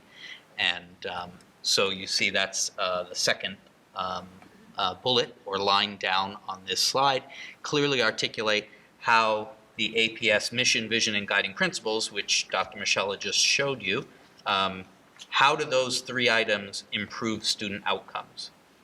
That's the initiative. We want to make our mission, vision, and guiding principles come to life in our schools and mean something to our staff so that it improves student outcomes. So what Mr. Bourne's going to talk about next is, what does it look like? How have we pulled that apart into some specific actions that we can do as administrators with staff to really bring the mission, vision, and guiding principles to life, so that over time it is embedded in everything we're doing in the Abington Public Schools. Thank you. Good evening. Good evening, ladies and gentlemen. Jonathan Bourne, principal of the high school, as Dr. Basta mentioned. So how something like this comes to live at the schools and really lead our work, as we mentioned throughout the summer, is when we formally adopted and as a leadership team analyzed these strategic initiatives and objectives to implement them in our work. And I think the best way to understand that is that helped us crystallize as leaders throughout the summer and October to focus our work across the several buildings in the school to make sure we are speaking the same language and considering the same targets for our areas of improvement. One, for example, that I could point to today. We have been in the habit for many years now conducting learning walks. Through that process of learning walks, we have revised and updated, or Dr. Basta has revised some of our tools for that. So that learning walk document and our learning walk approach is aligned for all 4 schools. So that helps us speak to how and what we are seeing in these classrooms. So these learning walks connect to the strategic plan of the Abington Public Schools. So it transcends beyond what each individual person's looking for, but cueing our attention to things that we see and observe in classrooms and how that informs our ongoing work in the schools. And specific to the high school, one key takeaway I recall from the work this winter and working with the community was a repeated voice for alignment, both vertical and horizontal alignment. So for example, one of the things we are talking about, as you recall from the high school improvement plan, is about grades and grading. And not just because, but because it aligns with the strategic initiatives and plans of the district. So that was shared with the staff, for example, in October. So beyond just a thing to do and explore, understand that it does meet and align with the goals we as a community worked so hard to put together this winter. So just want to kind of report back that those are some of the initial ways that that input and feedback converts to aligned, specific, intentional work in the building and across buildings at Abington. And so this chart, this shows you the action steps that we're taking at each school over the course of this year. What Mr. Bourne just mentioned are some specific examples of what it looks like, but we're trying to get to the point where our staff can talk about with a parent or with each other how our mission and vision and guiding principles inform and shape their work with students. Any questions about this initiative? This is really the first step in getting towards what that overall objective is, improving student outcomes through vertically and horizontally aligned curriculum instruction and assessment. First, we need to make sure that we're all playing the same game, going the same direction, using our mission, vision, and guiding principles. Good? Thank you. Thank you, Mr. Park. Scroll left.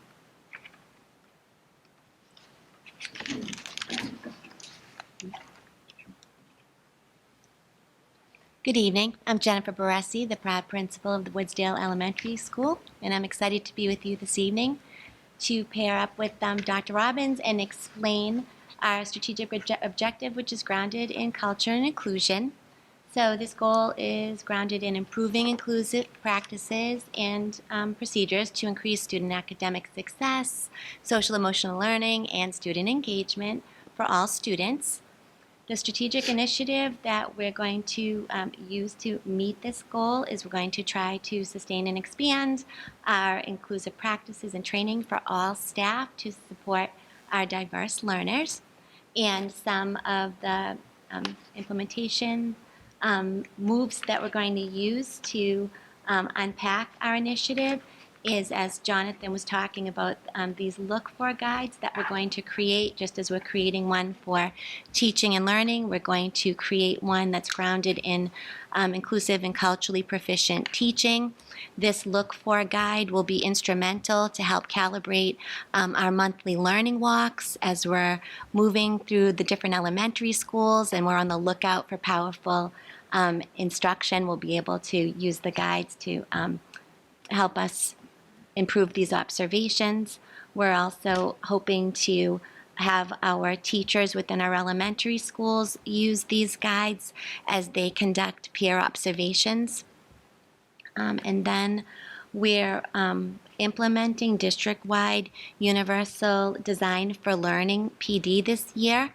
And then as administrators, we're looking to take this strand of PD and expand it in our building to help support teachers with professional development opportunities, to target inclusive practices such as differentiation, tailoring instruction that's targeted to different learning styles, and we're looking to strengthen our overall culturally proficient approaches to learning for all students. And then we're also striving to develop a guide for our support staff to help them understand and implement the new IEP plans and other supports for our diverse learners. That's our big picture, and then Dr. Robbins is going to unpack our action planning for the how and the when with the timeline. Does anybody have any questions for this big picture, for this objective? Great. Thank you. Thank you. Take it away, James. Hi, everyone. James Robbins, Student Service Director, and I'll be talking through our action steps for our culture and inclusion objective. So the first thing I'll just note for those who have access to the PowerPoint is we have a kind of glossary here of key terms. Some of the phrases that we use in the culture and inclusion work may be a bit obscure or new to folks, including universal design for learning and what we mean by culturally proficient instruction practices. So anyone who just wants to do a deeper dive just has access to this glossary of key terms. Okay, I'm happy to go through any of those if anyone has questions, but otherwise just access it at your leisure. Okay? And so as Jen said, our big overarching plan is to essentially just reach students of all backgrounds and abilities.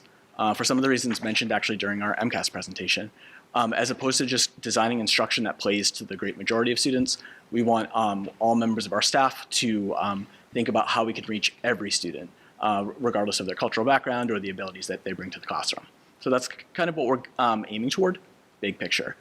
So we have a number of, as mentioned, we have a number of initiatives that will help us get there. And for our first initiatives, I'm just going to be talking about some of the action steps that we're taking during this school year to get there.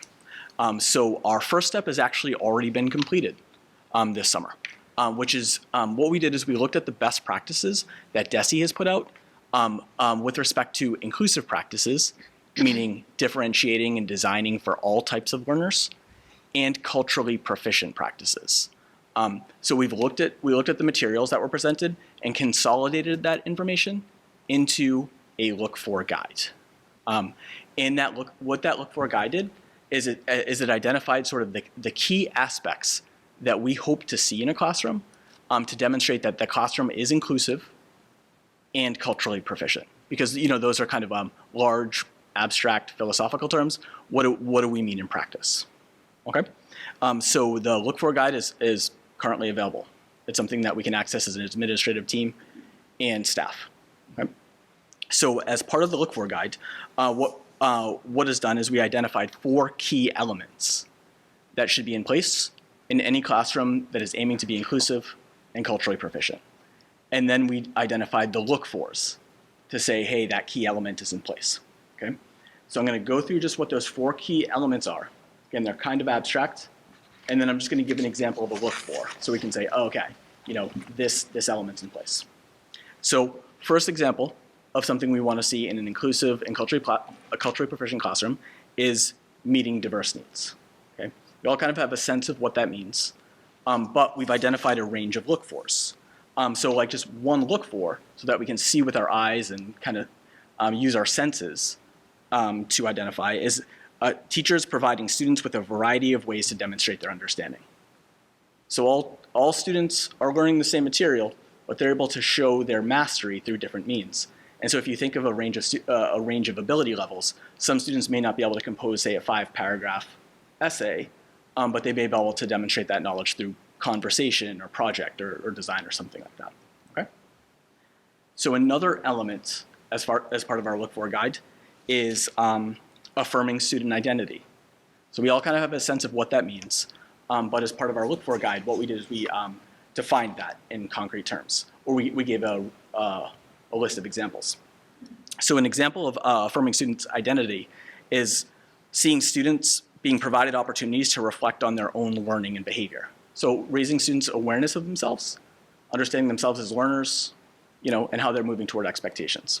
This is just sort of a concrete way of helping students develop their identity and in turn affirm it. Another element within our Look For guide is the sense of building community. Again, this is something we all kind of have a sense of that, but our Look For guide kind of names what that can look like, so what we should be looking for.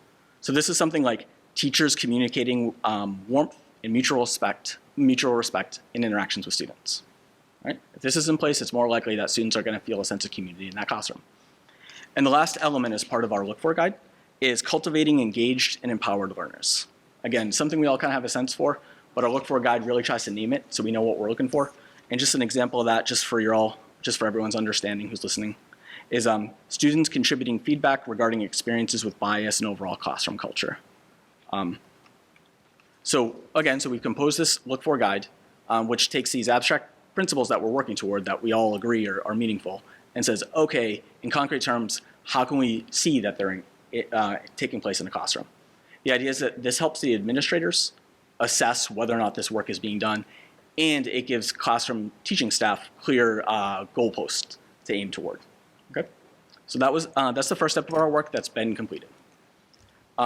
Additionally, we've developed questions and conversation guides to share with our administrative team to make sure that we're having thoughtful discussions about inclusion and cultural proficiency in classrooms. So we've identified a number of questions that administrators can ask about a classroom to see if it's in fact inclusive and culturally proficient. So what I'm going to do is just share just a sample of those questions. Just bear with me. Some questions that we can ask to see if a classroom is in fact culturally proficient and inclusive is, how were co-teachers and support staff leveraged for Tier 1 and Tier 2 instructional strategies? How were some of the DCAP and routinely used best practice strategies implemented? Were those strategies culturally proficient? Were they inclusive?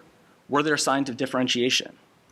Are we aware of any language or cultural barriers that may be impacting the students' ability to access classrooms? So again, these are questions that that we share with administrators so that they can be thoughtful about the level of inclusion and cultural proficiency taking place in the classroom. Okay? So as I said, what we've already done is developed a Look For guide to just make it all concrete. This is what we're looking for. We make use of these as part of our learning walks, which I'll talk about in a sec. We've also identified critical questions that our administrators can use to just promote inclusivity and cultural proficiency. Okay. As I'd mentioned, this Look For guide, these questions are used as part of our learning walk process. So I know that's been discussed multiple times in this forum, but essentially the learning walks are where the team of administrators collaborate and go together to our school buildings and walk through classrooms to just see the learning that's taking place and provide feedback as to what they're seeing, what seems to be going well, areas where we have questions, and so on.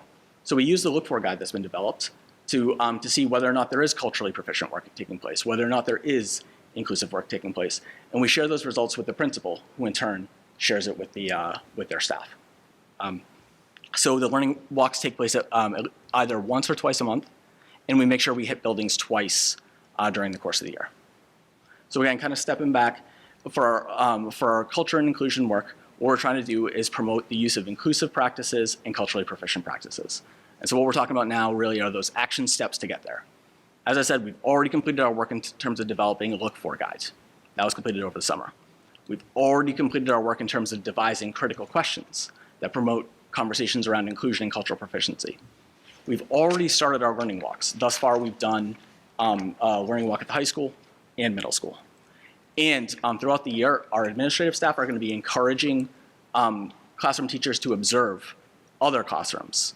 And they're going to be sharing the Look For guide and asking them, hey, are you seeing evidence of inclusive practices and culturally proficient practices? To just promote that sort of collaborative community so that everyone's thinking about the presence or absence of inclusive practices and culturally proficient practices. So there are two other action steps that we're taking over the course of the year. One of which is we're just promoting the use of universal design for learning practices. So we've already started this work. This year, as for our keynote speech, our keynote professional development that occurred on the second day for our staff before students arrived, the focus of that presentation was universal design for learning. We also have one other professional development day planned around January, and Chris, that it's January, right? Yep. Yep. So on that second day, we're planning to also revisit universal design for learning and kind of have discussions about what practices teachers are using to promote multiple means of engaging students and presenting information and assessing students and so on. So during this year, we're really just trying to promote universal UDL practices. And last up, what we want to make sure is just that our paraprofessional staff who work in many cases most closely with some of our vulnerable students have all the knowledge and skills that they need to best support them. So that work is currently ongoing. We're making sure we have high quality professional development for them on PD days. And we're working also to just sort of make an archive of resources so that our paraprofessional staff can reference it sort of going forward, and with new paraprofessional staff on board, that they can review that material. So those are kind of the actions, those are the specific concrete things we're trying to do to promote inclusive and culturally proficient practices. Can I answer any questions? I have a couple, if that's all right. Well, first is a comment. I love that you included a glossary of key terms. Thank you. Me too. When we ask people to engage in the process, a lot of times we very quickly jump into educational jargon, which immediately excludes people from the process unless they're used to it already. So that is something I greatly appreciate. Thank you for that. Did you say the teachers have access to these Look For guides before the learning walks occur? Yep. So, Want me to answer that? Chris, that'd be great. Yeah. So it's already been shared with all of the staff. Do we have the ability to see? I'm just curious as to what it looks like. Yes. Okay. Are you not in the all staff distribution list? You're not. No, I am not that important. You're not. I am So not that important. I'll send them to you for sure. I would very much like to see one. And have we had any feedback from the teachers that have engaged in the learning walks as to how this process, do they find it more helpful? I think it's too soon to tell. Okay. We did the high school's learning walk on October 9th, I think. Did you have any feedback about the feedback? No, not in this case, but they have. Yeah. Sorry. We have gotten feedback just about the process being helpful and interested in what we've seen and talk about, but I think the memo does get read, which does align to the strategic initiatives as we discussed. Cool. Thank you. I think the walkthrough process, we in year 4 or 5, the walkthrough process for the administrators has been really powerful too. Having conversations, observing classrooms in buildings that you're not familiar with, grade levels you may not be familiar with, having conversations about teaching and learning with other administrators that you wouldn't necessarily be having those conversations with, and then providing feedback, general feedback about what you saw. I think from what I've heard, people feel as though it's a value. I feel as though it's very valuable. It also helps us calibrate what we've seen, what's good instruction, what student engagement looks like. It's been an important part of the work that we do. Can I, one follow-up to that too? Sure. A theme I've noticed throughout the night is that we are more actively, it seems, engaging conversations between teachers, and we're having our teachers observe other teachers. I know from my history, the very best practices I had in my classroom were things I stole directly from other teachers. I used the term borrowed. But I'm glad that we are using our professionals to help instruct other great professional practices as well. So thank you for encouraging that more.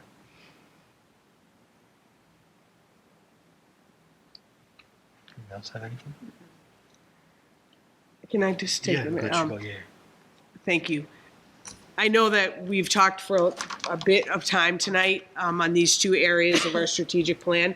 This meeting and our next meeting is really laying out our initiatives, what we're going to do to accomplish the strategic plan in the next 5 years. Then the plan is each year to come back and give you an update on how we did this past year and then a preview of what we're going to do the next year. So you can anticipate, I know we're super excited, anticipate next October, you'll hear about teaching and learning and culture and inclusion. And then next November, you'll hear about the other two, unless we move it up a little bit, depending on scheduling. And the last thing I just want to say, and I've talked about this and we've talked about the strategic plan, is the importance of the strategic plan in aligning school improvement plans to the strategic plan, superintendent goals, principal goals, and teacher goals, so we're all moving in the same direction, and that's the goal. So thank you. And thank you to our administrators for your work. Yeah, Dr. Michelle, thank you for putting this together. I think it's a great start to everything. I know that your goals kicked it off, and then just going through this, appreciate. Thank you to everybody for being a part of it as well. Thank you. Up next, establish the next school committee meeting date, Tuesday, I'm guessing it's a Tuesday, November 26th, 2024, here in the library at 6:30. I hit on the informational items. We hit on them at the start. I did want to mention, I received an email from our representative to Abington CAM, Jessica Johnson, who we elected a couple meetings ago, maybe it was the last meeting. She did want to let me know that if anybody's interested, that Abington CAM does have equipment that's available to potentially borrow if people needed to want to work on something. If somebody's there to help you train, they're willing to help you, but they can't promise. That would depend on availability. But to the general public, that's just a FYI that's out there for you. So I would say that. So dates to remember, Tuesday, November 5th. In-service day, it's election day, no school for students. Half day, Abington Innovates Professional Development for staff. Monday, November 11th is no school for Veterans Day. And Wednesday, November 13th, Abington Education Foundation Board meeting at Town Hall at 7 p.m. Does anybody else have anything they'd like to add before we into anything? When is the next meeting? November 26th? The Tuesday before Thanksgiving. The high school will be performing Clue. I cannot remember the dates off the top of my head, but it's in November. Students have been working really hard, so Okay. we hope people come out for that. Great.